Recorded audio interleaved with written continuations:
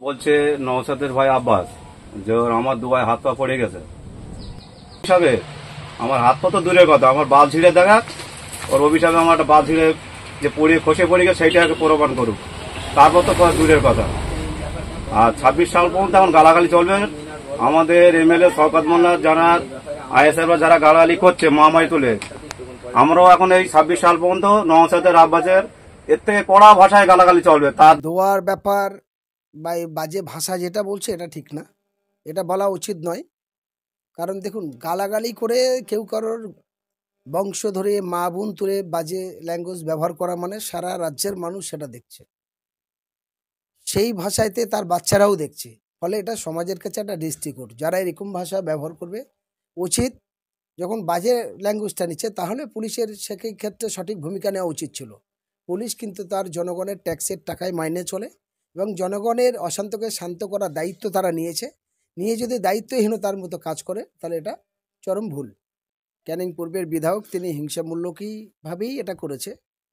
তিনি বলেছেন যে পুলিশ ওকে অ্যারেস্ট করুক ইত্যাদি, কিন্তু তিনি যে ভাষাটা সেদিন বলেছিলেন যে আতা গাছে তোতা পাখি, এই আতা গাছে পাতা নেই, মমতা ব্যানার্জির ভাতার নেই, এই কথাটাই বলেছিলেন, আমি শুনেছি। বিষয়টা শুনতে দৃষ্টিকূট হলেও বাস্তবে এটা ঘুরিয়ে বলি, গ্রামের ভাষায় বলা হয় বিবাহিতর পরে যে মেয়েদের নিজের স্বামীরা রোজগার করে উপার্জন করে এনে খাওয়ায়, গ্রাম্য ভাষায় বলা হয় ভাত জোগানো মানে সেটা ভাতার। ভাতাররা মেয়ে ভাত দেয় বউদের, এটা পাড়া গ্রামের ভাষা। হ্যাঁ, তো এটা শুনতে খারাপ, কিন্তু গ্রামের ভাষা উচ্চারণ করলে সঠিক।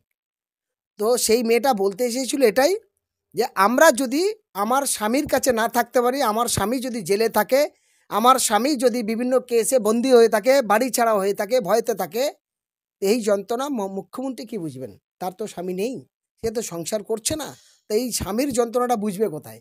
সেটা এভাবেই না বলে সে বলেছে যার ভাতার নেই সে ভাতারের যন্ত্রণা বুঝবে কোথায়?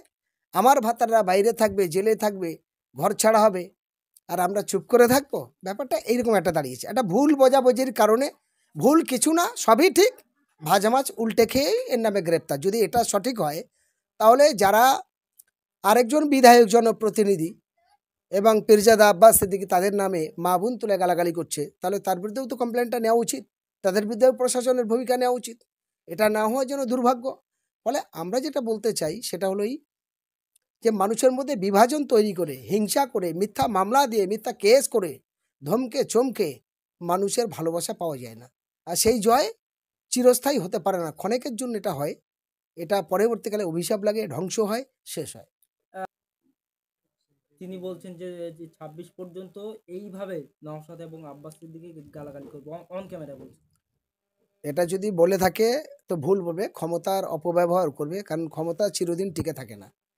ফলে অবাধ সুষ্ঠু নির্বাচন হলে ও নিজেই বাড়ি ছেড়ে পালিয়ে যাবে। এখন বর্তমান গোটা বাংলার যে অবস্থান আছে তাতে অবাধ সুষ্ঠু নির্বাচন হলেই যেমন বিজেপি এখান থেকে শূন্য হবে, তেমন তৃণমূলও বাংলায় থেকে নির্মূল হবে। এটা অবকাশ কিছু নেই। সাধারণ মানুষের মুখ থেকে আমরা প্রায় জায়গায় যাওয়ার পরে এগুলো শুনছি। আর গতকালকে দেখলাম যে শওকত মোল্লার কনভয়ে গাড়ি যে রয়েছে দুর্ঘটনার কবলে পড়েছে। সেই ব্যাপারটা পুরোটাই আমার জানা নেই কিভাবে হয়েছে বা কি হয়েছে। যেটা হয়েছে সেটা দুঃখজনক। জনপ্রতিনিধি হিসাবে উচিত সেই মানুষটার পাশে গিয়ে দাঁড়ানো, কারণ যে আক্রান্ত হয়েছে, গাড়ি ধাক্কা লেগেছে, তার পুরো সাবজেক্টটা আমার জানা নেই। তবু যতটুকু আপনাদের মুখ থেকে শুনে বুঝতে পারছি, তারকে নাকি নানান রকম হুমকি ধামকি দেওয়া হয়েছে, তার উপরে অনেক রকম অমানবিক অত্যাচার হচ্ছে, এগুলো ঠিক জিনিস নয়। জনপ্রতিনিধির কাজ হলো মানুষকে সেবা করা, কারণ যেহেতু একটা বিধানসভার বিধায়ক যদি হয় তাহলে বেশ কয়েক লক্ষ মানুষের অভিভাবক হিসেবে সে কাজ করার দায়িত্ব তার নেয়।